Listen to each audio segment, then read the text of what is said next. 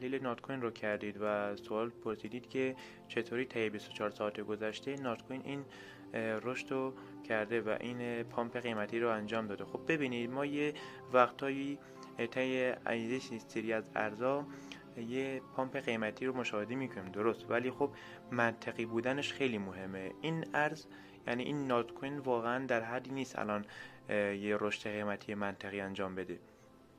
در متوجه هستید؟ یعنی اینکه این رشدی که انجام داده واقعا حبابی هستش و اصلا قابل اطمینان نیست. هر لحظه ممکنه کاملا ریزش کنه. اصلا اینجا خرید نکنید و تحت تاثیر قرار نگیرید. محدوده‌ای که من دیشب مشخص کرده بودم محدوده 2050 یا 2048 و 46 اینا خیلی محدوده خوبی هستش.